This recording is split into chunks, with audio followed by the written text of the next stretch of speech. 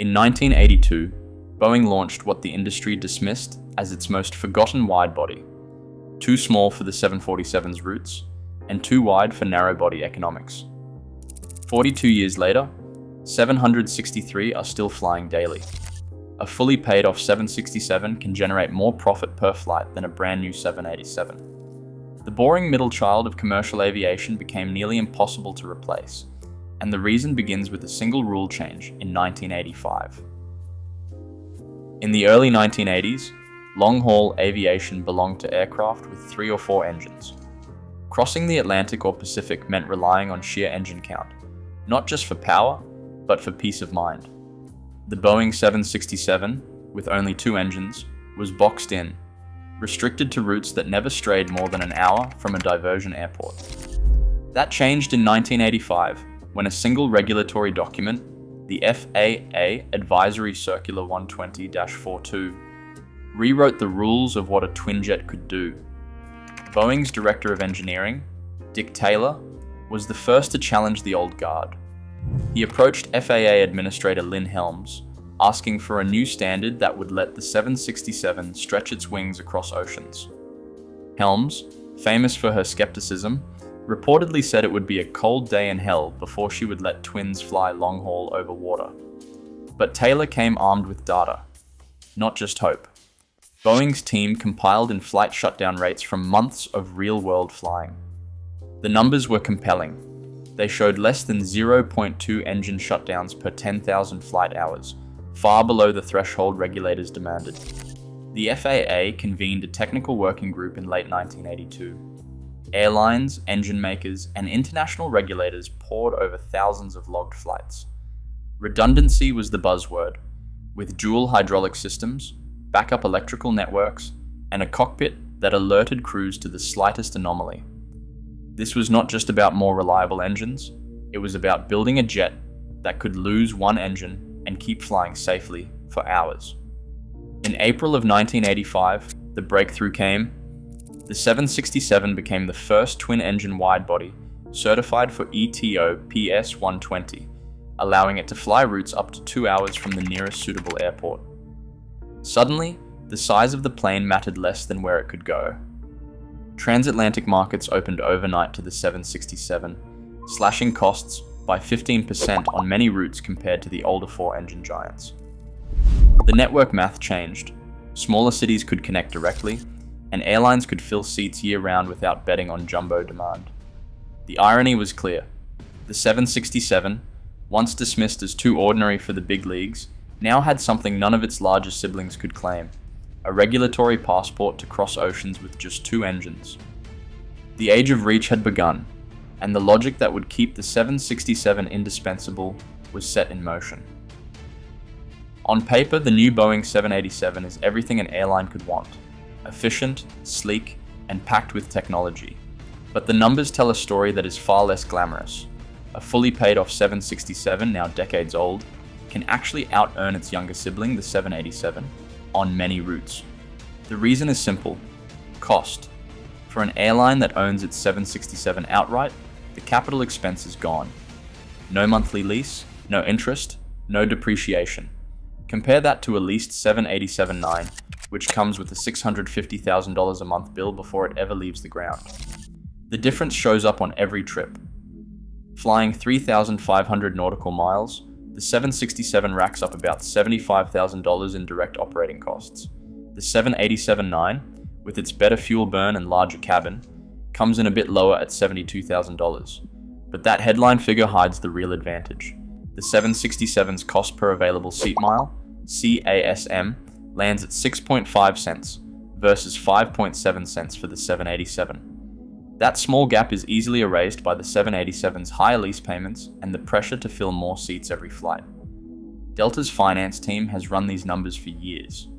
Their logic is straightforward. A paid-off 767 can be profitable even when flying at lower capacity, or on routes where a bigger jet would go half empty. The aircraft's residual value is so low that depreciation is nearly zero. Fuel is the main variable, and airlines like Delta hedge that risk. So while the 787 shines on high-demand long-haul routes, the 767 quietly delivers steady returns on thinner markets, No fanfare, just reliable cash flow. Chief financial officers look at utilization, not just efficiency.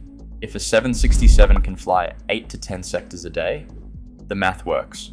The break-even point is lower, the risk is smaller, and the upside is real. On routes where the 787's extra seats do not translate to higher revenue, the older jet wins.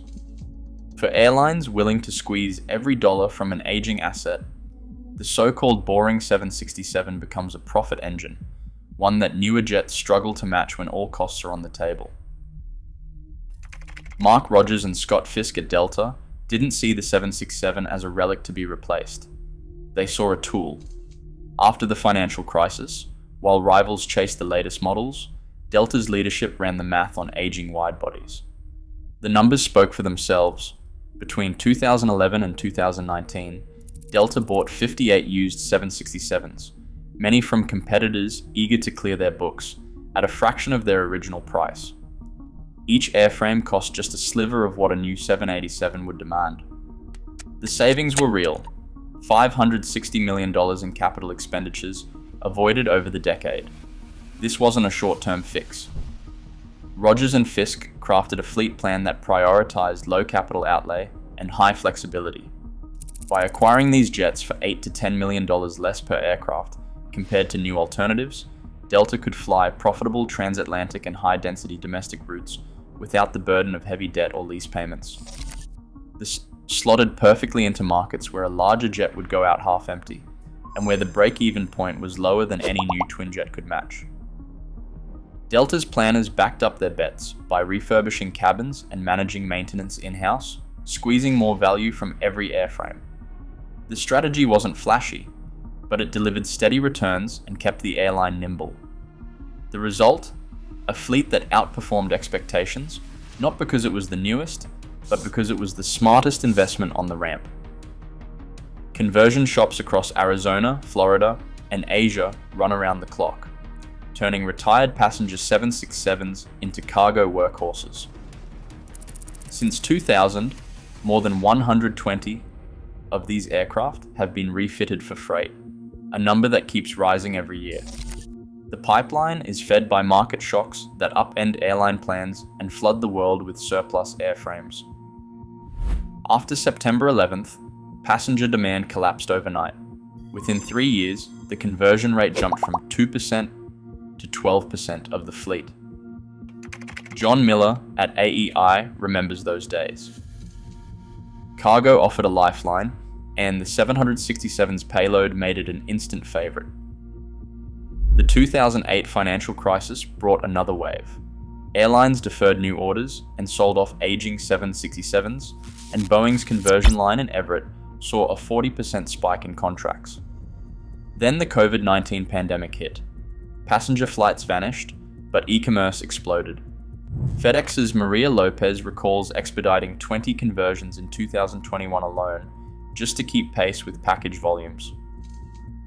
Boeing Conversion Services and AEI lead the industry, handling the structural work and certification that give these jets their second life. Each newly converted freighter enters a market hungry for reliable, mid-sized cargo lift, a demand that shows no sign of slowing down. The result is a feedback loop. Every crisis pushes more 767s from passenger to freighter, keeping the type front and center in global logistics. In 2026, the Boeing 767 is everywhere, on runways, in cargo hubs, and still in the order books. The numbers are impossible to ignore. 763 active jets, a blend of passenger and freighter models, log thousands of flights every single day. Delta alone keeps 58 in the air, moving people across oceans and continents. FedEx relies on more than 100 converted Boeing 767 freighters to anchor its global cargo network, shuttling packages between Memphis, Guangzhou, and Brussels. Even as other wide-bodies fade, the 767 schedule barely flinches. Boeing's Everett plant still turns out 4 or 5 freighter conversions a year, keeping the assembly line alive while most rivals have retired their tooling. This is not nostalgia, it is hard math. Airlines and cargo giants choose the 767 because it delivers profit where it counts. A fully paid off 767, decades old, can earn more than a new 787 on routes where capital costs matter more than the latest tech. The jet's flexibility, able to shift from passenger to cargo, from transatlantic to regional, means it fills gaps no other aircraft can quite reach. The scale is staggering. Hundreds of Boeing 767 aircraft depart every day, carrying passengers and freight to cities big and small. The type's endurance is not about glamour or headline-grabbing innovation. It is about utility, adaptability, and relentless economic logic. In a world obsessed with what's next, the 767 just keeps working, proof that being irreplaceable sometimes means being quietly, stubbornly useful. A so-called boring middle child now outlasts its flashier siblings. 763 still fly daily, with Delta and FedEx anchoring fleets while Boeing builds more. In 2026, the 767's value isn't image, but irreplaceable economics.